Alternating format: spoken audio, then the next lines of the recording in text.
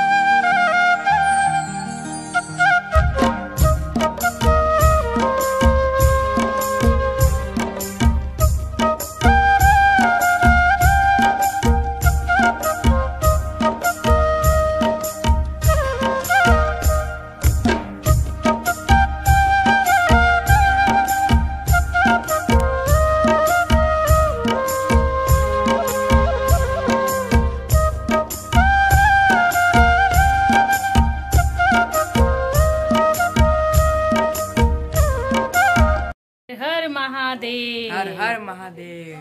तो फ्रेंड्स, सभी को महाशिवरात्रि की बहुत बहुत हार्दिक शुभकामनाएं।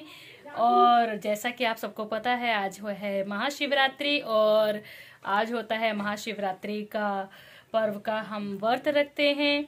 और हिंदू धर्म में इसकी बहुत ही मान्यता है, बहुत ही महत्व है।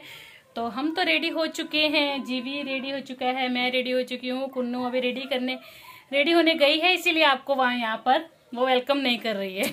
तो जीवी ने देखो तिलक लगाया है, मैंने भी तिलक लगाया है और पापा भी रेडी हो चुके हैं। हर महादेव। ओम ओम नमः शिवाय, शिव जी सदा सहाय। तो फ्रेंड्स, अब हम जा रहे हैं मंदिर की तरफ। कुन्नू रेडी होने जा रही है, मंदिर में जाएंगे और शिव जी को जल अर्पण करेंगे और जो भी पूजा का जो विधि विधान होता है वो हम सब करेंगे। और वीडियो में बने रहना। और आज बहुत कम लोगों को पता होता है कि महाशिवरात्रि का पर्व क्यों मनाया जाता है, तो इस वीडियो में बने रहें। मैं आपको बताऊंगी कि महाशिवरात्रि का पर्व हम क्यों मनाते हैं और जो भी हम इसमें पूजा करेंगे वो भी हम आपको साइड बाय साइड दिखाते जाएंगे। तो वीडियो को पूरा देखना। हाँ, वीडियो को पूरा देखना और अगर पसंद आएगी तो लाइक जरूर करना। और मिलते हैं, अभी कुन्नू को रेडी करती हूँ, फिर उसके बाद कुन्नू को भी दिखाती हूँ आपको कैसी हो कुन्नू रेडी हो रही है। फ्रेंड्स, वीडियो में बने रहें। हर हर महादेव। हर हर महादेव। हमने कर ली है पूजा और अब चलते हैं मंदिर। घर में पूजा हो गई है, सामान रख दिया है मम्मी ने और अब आपको हम मिलते हैं मंदिर और वहाँ पर हम करते हैं पूजा। तो चलिए फ्रेंड्स, हमारे साथ हमने रेडी कर लिया है बेलपत्र और फ्रूट्स, गाजर, जो भी मम्मी ने रखना है, जल ले लिया है। और बेलपत्र चढ़ाने की भी अपनी एक मान्यता है कि बेलपत्र हम क्यों चढ़ाते हैं, तो वो भी मैं आपको बताऊंगी। अभी पहले मंदिर चलते हैं, फिर उसके बाद स्टोरी भी सुनाती हूँ कि हम महाशिवरात्रि क्यों मनाते हैं, शिव जी को बेलपत्र क्यों चढ़ाते हैं और बेलपत्र को कैसे चढ़ाना चाहिए, ये भी आपको हम वीडियो में बताएंगे। तो इस वीडियो में बने रहें एंड तक। फ्रेंड्स, हम जा रहे हैं मंदिर, सब जा रहे हैं, मिलते हैं आपको मंदिर में।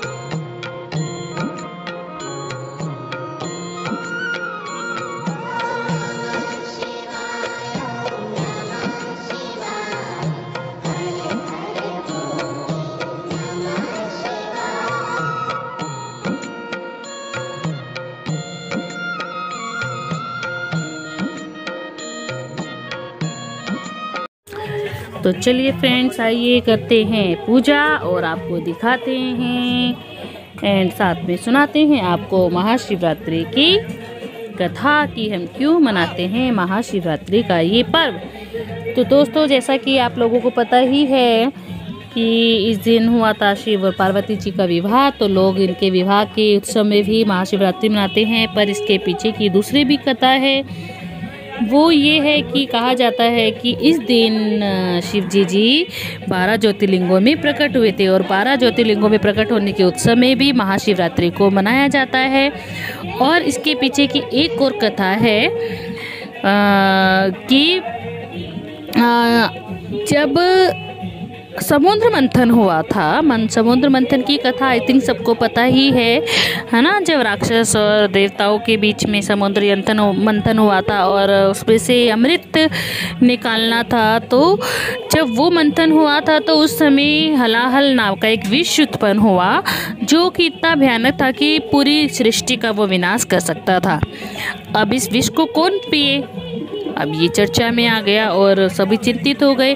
तो शिव शंकर जी ने यह फैसला किया कि वह सृष्टि को विनाश से बचाने के लिए इस विष का ग्रहण करेंगे, और उन्होंने इस विष को पी लिया।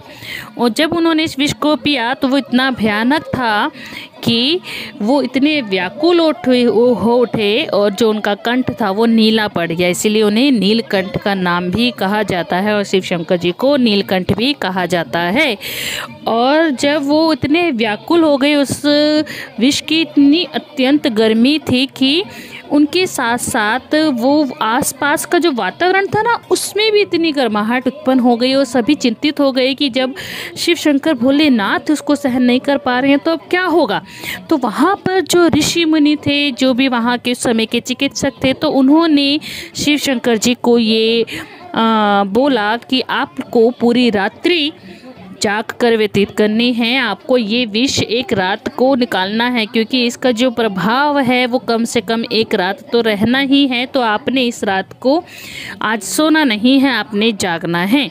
तो अब जागना है तो अब सब देवी देवताओं ने कहा कि जागने में हम सहयोग करेंगे। उन्होंने पूरी रात नृत्य किया, भजन किया और किसी न किसी तरह से वो एक टाइप का मनोरंजन करने लगे, जिससे कि शिव जी को रात भर निंद्रा ना आए। तो ये भी एक रीज़न है कि इस पूरी रात को श्रद्धालु भजन संध्या के साथ मनाते हैं, कीर्तन के साथ, नृत्य के साथ ही इस रात्रि को व्यतीत करते हैं और अगले दिन जाकर ही वो अपना व्रत का उद्यापन करते हैं। और इसीलिए उस दिन से ये महाशिवरात्रि व्रत भी मनाने लगे। अब आई बात कि बेलपत्र हम इसमें क्यों चढ़ाते हैं। तो जब ये जब वो विष उन्होंने पिया और उनकी जो गर्माहट थी वो प्रभाव नहीं कम हो रही थी, तो सब ने उनको बेलपत्र खिलाना स्टार्ट कर दिया, क्योंकि बेलपत्र कहा जाता है कि एक विष को ख़त्म करने का एक बहुत ही अच्छी औषधि है और ये विष के प्रभाव को बिल्कुल ही कम कर देती है। तो सबने क्या किया कि बेलपत्र को उन्होंने खिलाना स्टार्ट कर दिया और उनको शीतल रखने के लिए कि उनको गर्माहट से शीतल प्रदान हो, तो उसके बाद वो उनको जल अर्पण करने लगे। तो बेलपत्र खिलाते रहे और जल अर्पण करते रहे, तो तब से ये बेलपत्र चढ़ाने की और अब जल अर्पण करने की परंपरा भी तभी से चालू हो गई। और कहा जाता है कि हमें उनका अगर प्रसन्न करना है तो बेलपत्र बहुत ही शुभ माना जाता है। 3 पत्ती वाला, 4, 5, अगर 12 पत्ती है तो वो बहुत ही शुभ माना जाता है। बेलपत्र को आपको शिवलिंग पर उल्टा चढ़ाना चाहिए और उसके बाद ही जल चढ़ाना चाहिए, ये भी कहता है। और वैसे अगर बेलपत्र नहीं है और अगर आप किसी का धोया हुआ पुनः दोबारा यूज़ करते हैं तो कहते हैं कि शिव जी की अनुकंपा फिर से हम बनी रहती है। तो फ्रेंड्स, ये थी आज की एक और कहानी कि हम महाशिवरात्रि का व्रत क्यों मनाते हैं, क्यों पूरी रात भर हम जितने भी, हम तो नहीं, बहुत लोग हैं, कहीं हैं दूसरे राज्यों में भी है कि पूरी रात भर श्रद्धालु बैठकर कीर्तन करते हैं, भजन करते हैं, उत्सव मनाते हैं। तो ये रीज़न है उसका कि उनकी विवाह के साथ साथ ये दूसरी कथा भी है।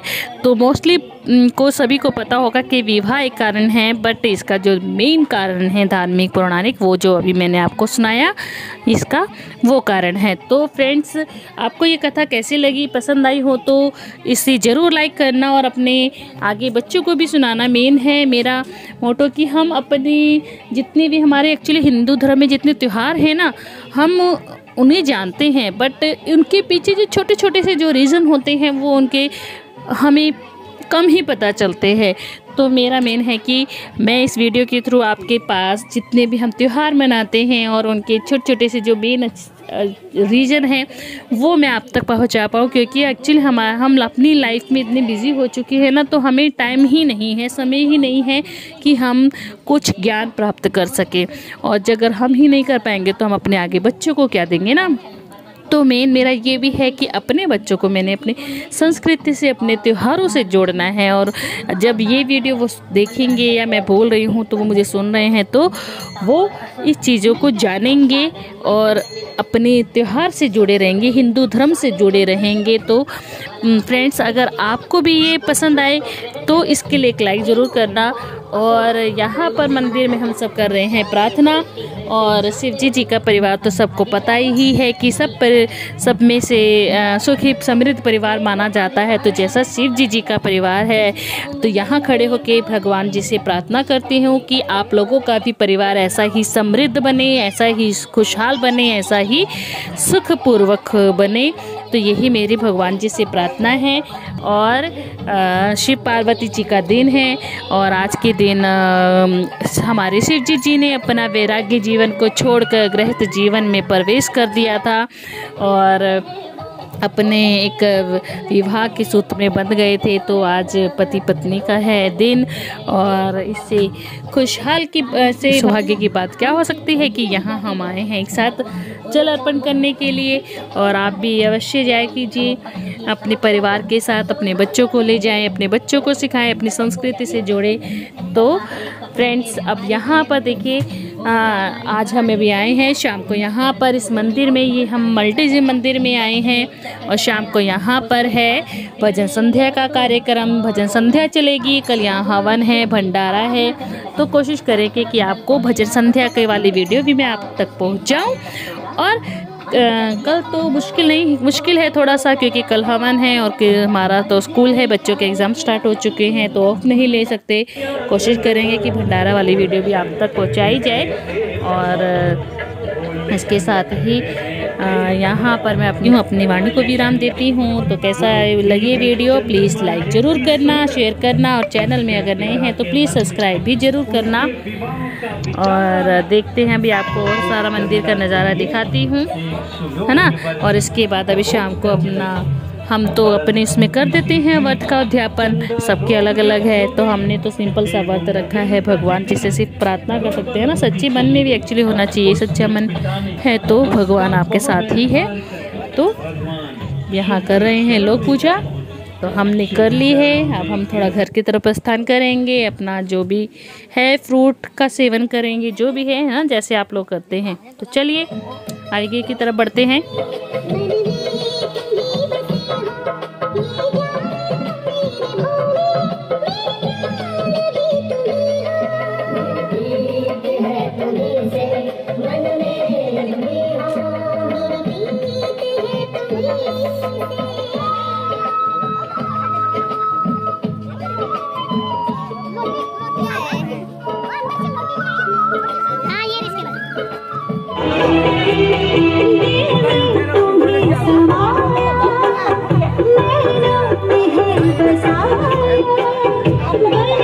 पूजा कर ली है हमने और बहुत ही अच्छा लग रहा है, बहुत ही आनंद आ रहा है यहाँ।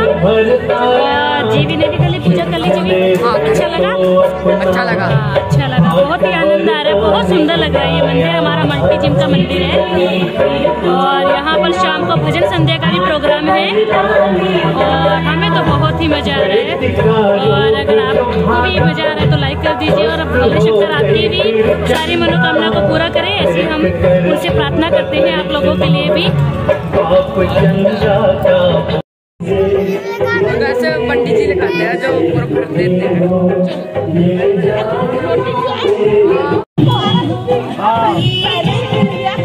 मैंने इसको नहीं आते, उसको आ दिया। तो मैं भाई साहब को सुनने आऊंगा। भाई साहब जाएंगे ना? हाँ ये भी आएंगे 1-2 बजे ये भी गाने। ये है अपना पर्स कहाँ छोड़े? यही आंटी तो बंद किया पर्स कहाँ छोड़ा? आज तो लाएगी अब ये लाएगी एक दिन जरूर छोटा पर्स लाएगी एक काटने वाला।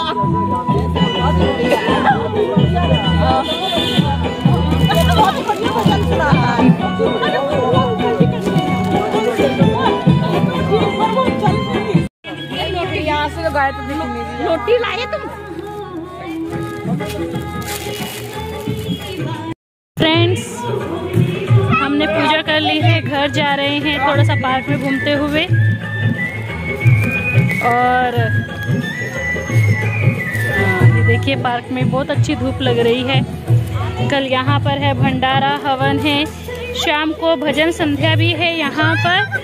तो शाम की वीडियो अलग बनाऊंगी। अभी इसी वीडियो को तो यहीं एंड करती हूँ। अगर आपको ये वीडियो पसंद आई हो तो इस वीडियो को लाइक करना, एंड अगर चैनल में न्यू हो तो सब्सक्राइब ज़रूर करना, ताकि आपको नेक्स्ट के लिए आपको ऐसी न्यू वीडियोस हम आपको बनाते रहें, हम आपके लिए और आप तक पहुंचाते रहें।